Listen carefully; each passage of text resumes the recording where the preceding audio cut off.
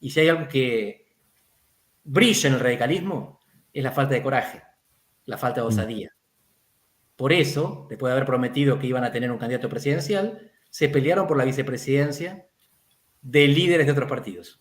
Recordá suscribirte al canal de Ahora Play, darle likes a los videos y activar la campanita de notificaciones que te va a avisar de todo lo que subimos, que te va a gustar. Pero no puedo no arrancar por preguntarte por el radicalismo, una fuerza que yo no sé si todavía te sentís radical, pero sí que originalmente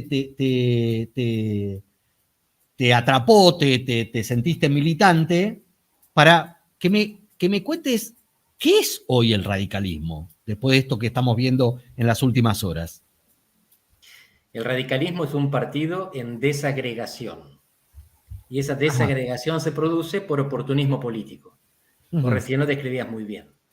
Hay 5 diputados que se fueron a reunir con el presidente para asegurarle que van a cambiar el voto.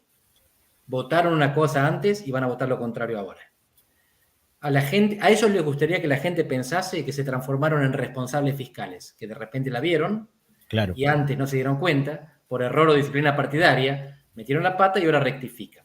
Lo más probable es que la imagen de estos 5 diputados quede como pura casta haciendo negocio.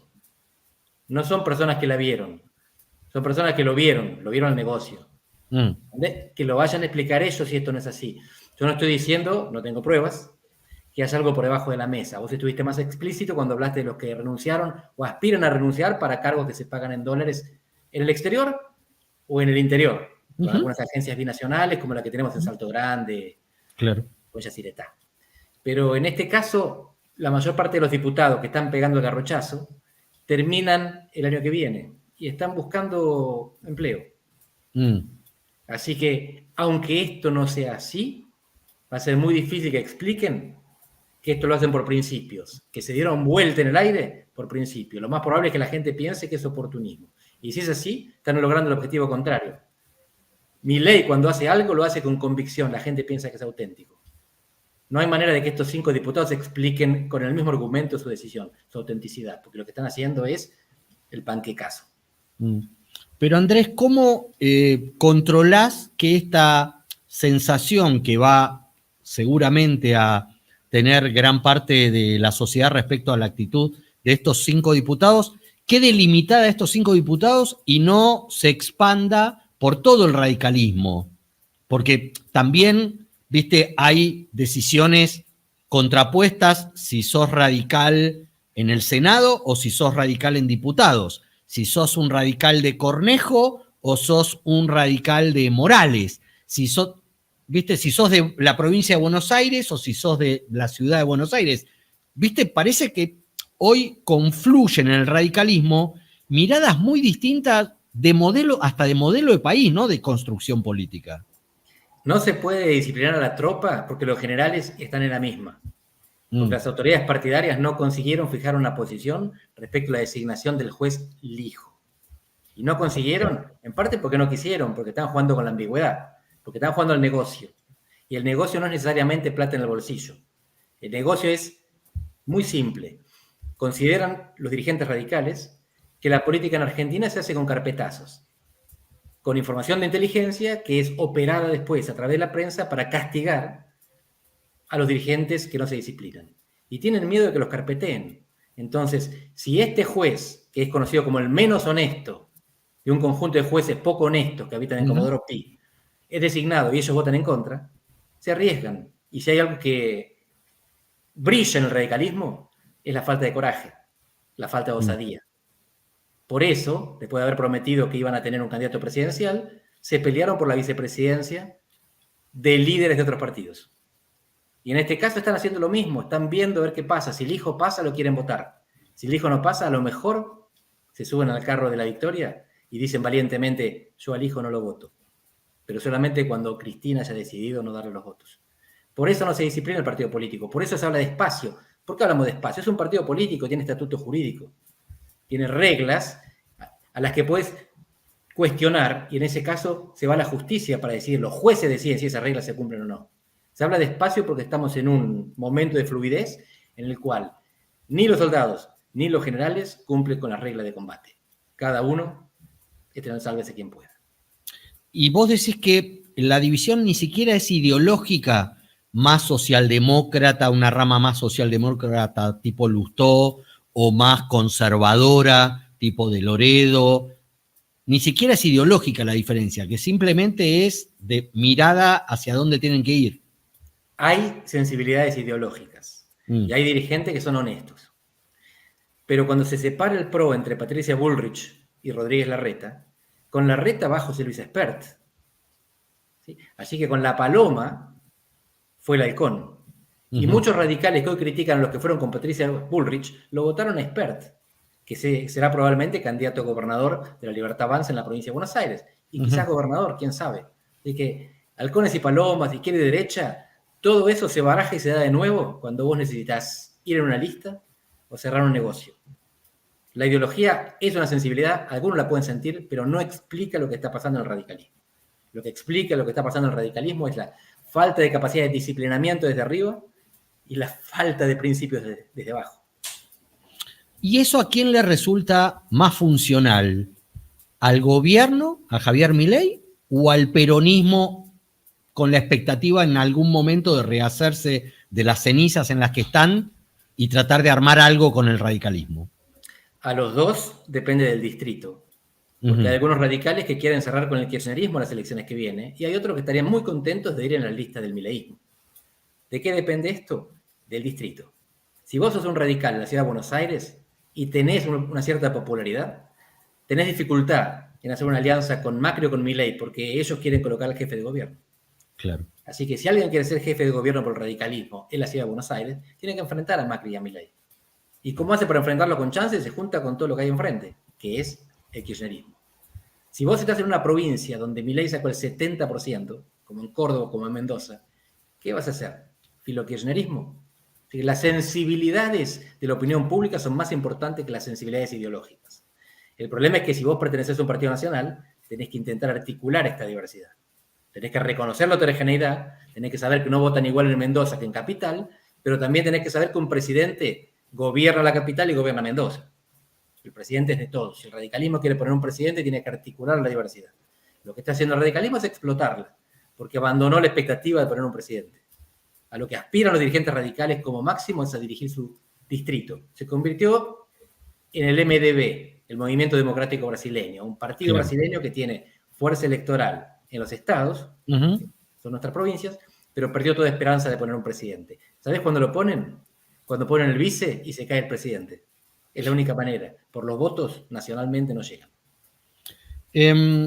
Vos siempre asumiste que, y yo también soy parte de eso, no vimos a Milei, no lo vimos venir. Pensábamos que era un fenómeno excéntrico, similar al de otras latitudes en el mundo, y cuando lo vimos venir ya estaban encima nuestro, digamos. ¿Qué ves hoy en Milei? Dos cosas. Alguien que tiene un ojo en los mercados y un ojo en el electorado. Y cree entender a ambos, pero hasta ahora está entendiendo mejor al electorado que a los mercados. Él mantiene un alto nivel de popularidad en un país que está haciendo el ajuste más grande de la historia, como a él le gusta mencionarlo. En los mercados también tiene un grado de atracción importantísimo. Con los empresarios que vos te juntés, últimamente un poco menos porque está maltratando a unos cuantos, por ejemplo, en el Día de la Industria salió a hablar bien del campo. Pero en general los empresarios que están en la línea de frontera, en la tecnología del conocimiento, en las nuevas startups y en los unicornios, lo adoran. ¿Y esto qué significa? ¿Que están invirtiendo en Argentina? No mucho. Están tuiteando a favor de Argentina. El caso de Elon Musk es el más notable. Elon Musk mandó un tuit diciendo recomiendo invertir en Argentina. Pero sus millones no llegaron todavía. Así que fíjate que en el electorado Milei consigue que lo apoyen y que lo voten. En el empresariado consigue que lo apoyen, pero no que le inviertan. Y él, sin embargo, tiene expectativas porque él sugiere, argumenta, que esto es una cuestión de largo plazo, que hay un tiempo de maduración de las inversiones y que su proyecto requiere una previa estabilización. Vamos a ver, cuando vos hablas con economistas, la mayoría te dice, esto está apuntado en la dirección correcta, pero si no hay ajustes del programa, no de la gente, no llega. Y se refieren sobre todo al tipo de cambio y a las reservas del Banco Central, que es lo que miran los mercados cuando deciden si van a invertir o no en tu país. Se fijan si tenés plata para pagar la deuda y se fijan si tenés un tipo de cambio que te permita repatriar las ganancias. Si tenés cepo, no te llevas la plata que ponés ni la que ganás. Así que la inversión hoy está en el horizonte, lejano, no está en la puerta. Se lo caracteriza a Milei en general como un outsider, un hombre que viene del sector privado, que no sabe del Estado. De hecho, él ha hecho gala en su momento de que quería destruirlo al Estado. El anarcocapitalismo se trata un poco de eso. Pero hoy, ¿cómo estás observando a Milei como gestor de la cosa pública, de la administración pública? ¿También más pensando en los votos que en los mercados? Milei tiene dificultades para destruir el Estado porque de eso se encargó el kirchnerismo, que destruyó el valor de la moneda, la autoridad presidencial y el Instituto de Estadísticas. Un Estado es estadística, impuestos y ejército. ¿Sí? El ejército se encargó previamente Menem de destruirlo y en su caso muchos lo elogiaban, porque con eso había terminado con el riesgo de golpe militar. Pero el Instituto de Estadísticas y la cuestión impositiva la destruyó el kirchnerismo después de haber estabilizado al inicio del mandato de Néstor. Así que no tiene mucho que destruir. Al contrario, Milei está reconstruyendo la autoridad presidencial después de Alberto Fernández y el valor de la moneda, que Cristina Kirchner sigue negando al hablar de bimonetarismo, que es correcto que hay bimonetarismo, en parte porque ellos contribuyeron a destruir el peso. A Milei no le está yendo tan mal. Los que pensamos que era un fenómeno porteño y después lo vimos ganando en 16 provincias del interior, tenemos que entender que él tiene una visión que no es la de los manuales. La de los manuales a los que solíamos ojear, porque si vos mirás el mundo, lo que está pasando en Argentina es muy parecido a lo que está pasando en otros lados. Es el avance de los excéntricos, de los liderazgos que vienen de afuera y critican a la casta como si fuese todo lo mismo, porque la casta fracasó. Ellos tienen razón. Cuando palpan la insatisfacción de la gente, intentan darle una respuesta primero retórica y después económica. ¿Es Milei un buen administrador? Si vos me preguntás, ¿del presupuesto? Sí. ¿Del Estado? No sabemos. ¿De las expectativas? Fenomenal. Administra muy bien las expectativas, administra bastante bien el presupuesto. No sabemos cómo administra el Estado, porque esto requiere un tiempo para ver. Quizás cuando se corre el velo, cuando baje la marea, descubramos que el Estado argentino está nadando desnudo, que no tiene ninguna capacidad de implementación. De hecho, el mejor ministro, Guillermo Franco, se enfermó y el gobierno se quedó sin articulación política, que ocupaba dos posiciones fundamentales, jefatura de gabinete y ministerio de Interior. Así que parece que tienen personas insubstituibles para tareas irreemplazables. Recién cuando tengan el problema del recambio, hasta ahora estuvieron echando incompetentes y corruptos, según dicen. Cuando empiecen a perder a los competentes, vamos a ver si tienen capacidad de sustituirlos. Por ahora, parece ser un partido, mejor dicho, que resta más de lo que suma. El propio Franco se hacía el chiste. Esta fue una buena semana, un buen día, porque no perdimos ningún diputado. Exacto, en la cena de... Es una cosa, fíjate qué cosa extraña. Cuando vos estás en el poder, seducís. Ellos están en el poder y expulsan. Se achican en vez de crecer. Ellos piensan que no necesitan crecer. Creen que no precisan la política y que quizás no precisan el Estado. Bueno, si consiguen demostrarnos eso, que sin política y sin Estado generan prosperidad para los argentinos, entonces aceptemos reescribir los manuales. Por ahora no hay casos en el mundo de narcocapitalismo exitoso. Andrés, ¿y vos crees que los intentos de colaboración, lo voy a decir así entre comillas, de Mauricio Macri al gobierno, a Javier Milei, justamente en lo que el expresidente señala como una gestión deficitaria porque no tienen equipos, porque no tienen bla, bla, bla, bla, como si la gestión de él hubiera sido exitosísima, ¿crees que lo perjudica o que lo beneficia a Milei en esta batalla cultural de yo soy distinto, los demás son la casta? Macri juega en el fleje, porque es un poco casta y al mismo tiempo es un poco renovación. Mucha de la gente que vota a Milei lo acepta como sucesor de Macri. Del 56% que sacó Milei, 26% había votado a Patricia Bullrich. Claro. Así que su primera preferencia hubiera sido Mauricio Macri antes que Javier Milei. ¿Qué busca Macri? Por supuesto que no es desinteresado su apoyo. Por un lado busca reconocimiento y sobre todo supervivencia de su partido, que es lo más importante que hizo. Macri es más importante en la historia argentina porque creó un partido político que porque gobernó 4 años. Porque los partidos se crean una vez por siglo. Hay 3 grandes partidos en Argentina: el radicalismo del siglo XIX, el peronismo del siglo XX y el PRO, si sobrevive, del siglo XXI. El resto son partidos provinciales o partidos flash, que nacen y mueren con su fundador. Lo otro que dicen que pide Macri es cargos. Él dice designación de equipos, porque justamente se jacta de tenerlo, vos lo pones en duda y tiendo a simpatizar con tu visión. Hasta ahora a Milei no le interesan ni los cargos que le puede ofrecer para transporte, para comunicaciones Macri, ni los votos, porque como Santiago Caputo le explicó, los votos ya están. La gente que votó a Macri quiere que a Milei le vaya bien. Macri quiere que a Milei le vaya bien. Lo que pasa es que preferiría que ese bien se comparta. No sea solo para Libertad Avanza, sino también para el PRO. En esa disputa estamos. Para la disputa por los laureles, no por el rumbo. Reapareció, como suele hacer cada tanto, Cristina Fernández de Kirchner el último fin de semana, antagonizando con Milei. ¿Cristina fue?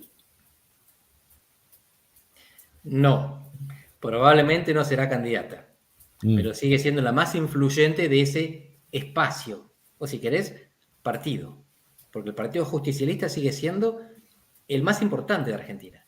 Tiene 99 diputados. El partido que lo sigue es el PRO, hoy con 38. Así que imagínate, casi triplica. Y lo mismo pasa en el Senado. En el Senado, para pasar una ley, para dar quórum, necesitas 37 votos. El peronismo tiene 33. En 2 bloques que Cristina dividió artera e inteligentemente para tener la primera y la segunda minoría. Así que por ahora no fue. Lo que no saben es cómo van a sucederla o reemplazarla. Esto es lo que está en disputa. La Cámpora por un lado, Kicillof por el otro. Kicillof no es Cámpora, está enfrentado. Y después los gobernadores del interior, que le quedan pocos. Tiene unos 9. Y el más importante después de Kicillof, el tucumano, ya está más aliado con Milei que otra cosa. Así que el peronismo sigue siendo un partido importante, es el más relevante por representación parlamentaria, y Cristina es la dirigente indisputada mayoritaria de ese sector. Así que no creo que vuelva a ser candidata, mucho menos presidenta, pero no tengo dudas que va a seguir influyendo más que cualquier otro. Pero ves ahí, de la mano de Cristina, o de la mano de Kicillof, o de la mano de los otros gobernadores, un replanteo, porque un replanteo político, de conceptualización política, porque suele pasar que Cristina, siendo opositora, debe tener más tiempo libre y teoriza más sobre lo que hay que hacer, pero después cuando está en el poder no lo hace necesariamente. ¿Vos ves al peronismo readecuándose a los nuevos tiempos o sigue siendo el modelo de, bueno, vemos para dónde va el viento y nos encaramamos ahí? Por la última carta, Cristina da a entender que tiene segundos pensamientos, que tiene reflexiones autocríticas sobre lo fiscal y lo social. Sobre lo fiscal en el sentido de una mayor responsabilidad o equilibrio, sin ser estrictamente fiscalista, y sobre lo social en el sentido de desintermediar, de universalizar los planes sociales. O sea, más para los sindicatos y el Estado, menos para las organizaciones de base. Si uno tiene que simplificar, menos Grabois. Esto es novedoso. Hasta ahora el kirchnerismo se había convertido en el peronismo que pasa del sindicato a la organización de base, de la fábrica a la calle. Así que en este aspecto lo que vemos es una vuelta atrás, un intento de reconstruir un peronismo productivista. Claro, productivista por comparación con Milei, al quien se quiere plantear colocar como puro mercado, nada de producción. Y hay razones para sospechar que eso puede prender en algunos sectores sociales, porque la economía no está creciendo, hay recesión y hay desempleo, que ya superaron la inflación como prioridad, la preocupación de la gente. Así que lo que está haciendo Cristina es un ligero recule con eventual éxito parcial en los sectores bajos, que son los que más están sufriendo, no los bajos, la clase media baja. Los sectores bajos están contenidos, sobre todo por la AUH y por la implosión social. Pues ya no se dedican a manifestar públicamente, ya casi no hay piquetes en Argentina, hay muy pocas huelgas, algunas de nicho muy molestas como la de aerolíneas. Y lo que vemos es que avanza la economía informal y sobre todo la economía ilegal. Si vos hablás con representantes de las organizaciones de base, te van a decir, nosotros representamos cada vez menos, los partidos también, las iglesias también. Los que se están quedando con el liderazgo en los barrios son los narcos, que pagan más y ordenan mejor. En Argentina hay una implosión social más que una explosión social. Por eso el gobierno está con las calles tranquilas. Está roto, está dentro de las casas y en los barrios. Muy interesante este planteo y te quiero preguntar por un fenómeno que vemos en otros países del mundo, pero particularmente en algunos de América Latina, que nos citan de ejemplo de que pese a la inestabilidad política se transformaron en economías estables. Uruguay, Paraguay, incluso Perú, ¿no? Un país donde entran y salen gobiernos democráticos, presidentes, asumen vicepresidentas, se llaman a elecciones anticipadas, pero el presidente del Banco Central es el mismo hace 20 años. ¿Gana un comunista o gane alguien de ultraderecha? ¿Vos ves ese escenario posible en la Argentina donde la política en general lo que ha hecho es como un péndulo llevar la economía hacia estados, hacia situaciones de una omnipresencia estatal a un apartado total del Estado de la economía? ¿Vos ves esa posibilidad en la Argentina? Veo esa posibilidad como demanda social, pero depende del tipo de cambio. ¿Por qué digo esto? Hay muchos ahora que se llenan la boca con el cambio cultural, pensando que los argentinos de repente la vimos y ahora damos la vida por el equilibrio fiscal. Claro. Esto pasó hace 20 años con Néstor Kirchner.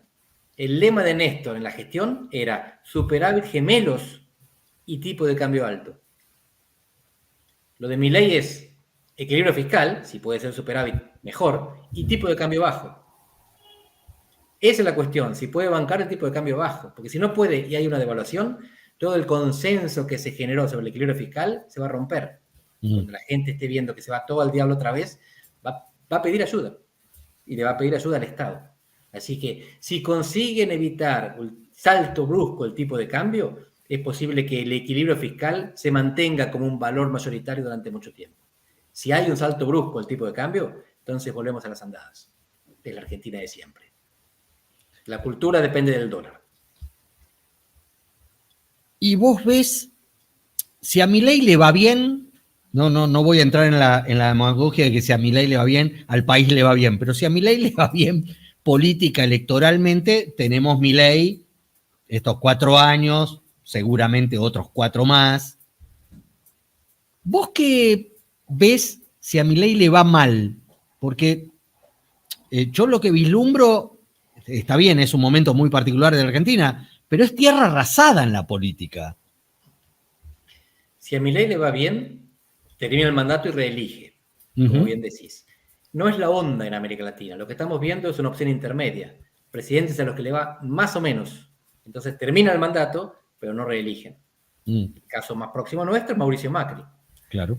Pero Bolsonaro en Brasil, Donald Trump en los Estados Unidos, que es un país cada vez más latinoamericanizado, y Alberto Fernández. Uno ahora tiene la imagen final de Alberto Fernández, pero llegó a tener el 80% de popularidad durante la cuarentena. Así que vos tenés ahí presidentes que consiguieron terminar el mandato, pero no consiguieron la reelección, la hayan intentado o no. Ese es el escenario base. Milei termina el mandato. La reelección, por ahora, está en duda. Si le va mal, significa que no termina el mandato. ¿Cuándo los presidentes en América Latina incumplen su mandato? Cuando se junta la tormenta perfecta, que consiste en 3 condiciones: minoría legislativa, crisis económica y escándalo de corrupción. Hasta ahora Milei tiene la minoría legislativa, que la va resolviendo con estos tránsfugas de otros partidos, pero los escándalos de corrupción no lo rozan. La gente no adjudica a sus diputados que tienen 20 personas trabajando en la provincia o a yacimientos carboníferos fiscales que tuvieron que echar recién por negociados con Israel. A Milei por ahora eso no lo toca. Y la crisis económica no es vislumbrada como tal. La situación económica en Argentina es muy grave, pero la gente no percibe una crisis. Percibe un desierto que está atravesando. Si hay un salto del tipo de cambio y hay un escándalo de corrupción que involucra directamente al presidente, tiene chance de no terminar el mandato. Por ahora estamos lejos de eso. Si no termina el mandato, la solución constitucional es la vicepresidenta. Y si por cualquier razón la vicepresidenta no puede ser, asamblea legislativa, un legislador o gobernador. Por suerte, la Constitución nos ofrece reaseguros para caso de fracaso. Pero por ahora Milei no está cerca del fracaso. Está cerca del horizonte intermedio, en el cual termina el mandato, pero no consigue cumplir con todo lo que había prometido, por lo tanto la gente pide algo más. Pero puede haber demanda electoral, pero ¿vos crees que se puede armar una oferta electoral en este estado de desorientación de la política? Hoy no hay ya lo vimos al peronismo en el final del mandato de Macri unirse, lo que parecía que no se podía unir nunca, para ganarle a Macri. Después ya vimos cómo gobernaron. Ya vimos a Cambiemos, para terminar con el kirchnerismo, unirse, cosas que no se habían unido nunca, tampoco fueron grandes experiencias. ¿Vos ves que ese sistema pueda volver a repetirse? Bueno, te doy 3 casos. Dale. Uno del kirchnerismo, otro del macrismo y otro de Milei. Milei ganó en 2023 la elección presidencial. En 2022, ¿cuánta gente pensaba que podía ser presidente? Poco y nadie. Él y 4 cripto más. Alberto Fernández ganó en 2019. ¿Quién pensaba en 2018 que podía ser presidente?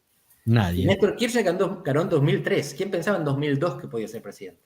Solo un año antes no la ves venir, porque los presidentes, los sistemas presidencialistas no son como los parlamentarios, donde el jefe de la oposición está sentado en el Parlamento enfrente del gobierno y vos sabés que si se da vuelta el resultado electoral, ese va a ser el primer ministro. Claro. En los presidencialismos no hay liderazgo de la oposición. Hay candidatos presidenciales que se forman el último año del mandato presidencial. Así que no tenemos ni idea cómo va a estar la situación, quién podría sucederlo a Milei dentro de 2 años. Dentro de 2 años la candidatura, dentro de 3 años la sucesión.